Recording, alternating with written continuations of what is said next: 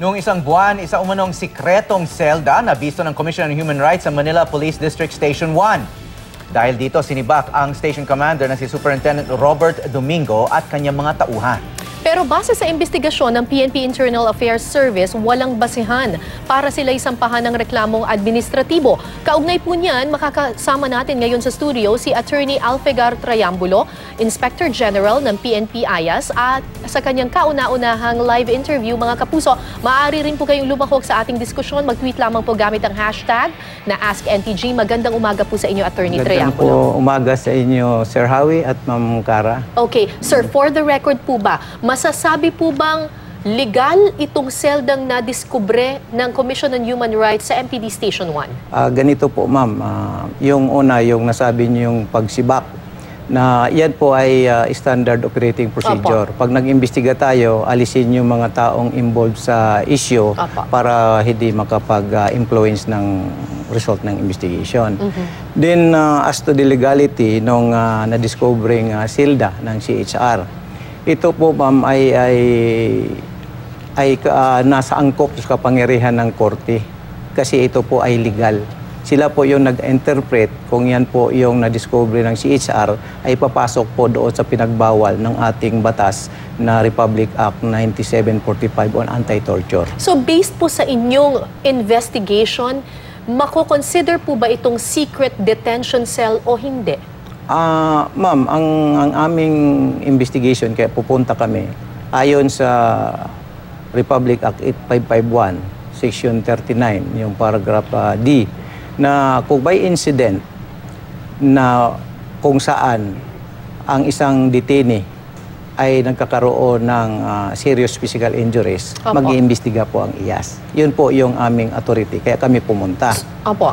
Okay. So sa madaling salita, hindi po kayo yung authority na magdedesisyon kung ito ay sikretong detention cell or hindi? Yes, ma'am. Ganun Kasi po ba? pag sinabi nating, kung magsabi ako po ng secret po yon, ay ako po ay nag-interpret na sa kasong hindi pa nakasampa sa korte. So masasabi lang niya na legal o hindi legal o yan ay secret na pinagbawal sa batas kung nagkakaroon na ng isang kaso sa korte wherein facts and evidence should be presented. Kasi sila po yung may power to interpret the law. Okay, so malinaw po sa inyo, as far as the IAS is concerned, hindi kayo pwedeng mag-interpret if this is a secret or a legal detention cell for that Kaya matter. yung tinitingnan talaga namin, ma'am, dahil kung mga injuries, kung merong... Kaya nga, ang una kong pina-instruction, puntahan nyo po doon at titignan nyo kung yan ay merong mga sign of torture. Okay, sir, kasi hawak ko ngayon itong report nga ng Internal Affairs Service, yung sa NCR, no? Sa region, which is an office under you. Yes, ma'am. Yes, sir. Meron silang mga findings, no? Alam ko, medyo hindi pa tapos tong kasong to, but they're not calling it a secret detention cell or illegal, or wala silang interpretation na ganun. But they do refer to this cell as a holding area which is a vital place in the Drug Enforcement Office to prevent arrested persons from escape. Kumbaga, ang tono nito po ay it's legitimizing this detention cell. Even though we have video, kasi maraming media pong nandun, kasama ng CHR, nandun din si Superintendent Robert Domingo, kumakatok-katok pa yung mga news photographers. Trying to look for... hindi inamin kaagad ng mga pulis doon na may ganong klaseng holding area pala doon sa police station. So if it's not secret, bakit kailangan pang kumatok yung mga media para hanapin yun? Siguro, sir, ang maganda dyan magpapaliwanag kung sila'y... kasi meron ng kaso sa CHR pinapile sa ombudsman. So kung saan magpapaliwanag si Domingo kung ano po yung klase, bakit ganun ang kanyang reaksyon kung wala siyang tinatago. Okay. Sir, panoorin po natin kasi ito po yung exact incident na nangyari noon na nakuna ng camera. Panoorin natin ito.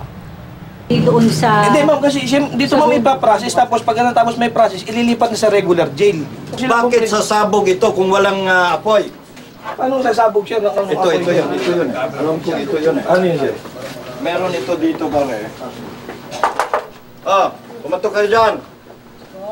CHR! Si Itza kayo, alias Ano itong, ano ito? Ito yun eh. Umalis ka dyan, umalis ka dyan.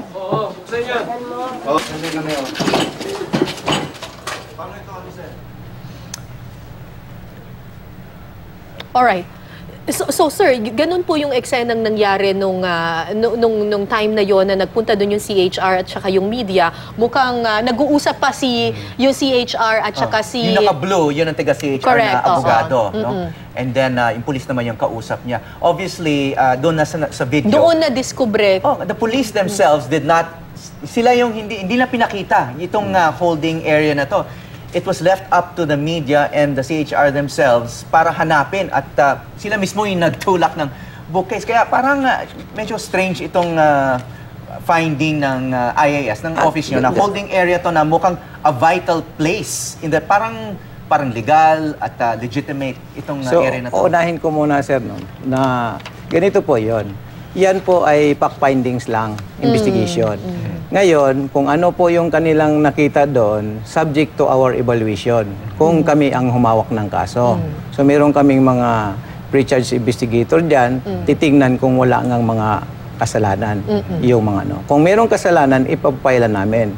So, doon, hindi na umabot sa aming second level stage ng nung pagsuri ng report nila, kasi report lang po, dahil yung nakita ko po sa inyong dito sa GMA, nung last week, nakapag-file na po ang CHR ng demanda sa mga respondent policeman, sa ombudsman.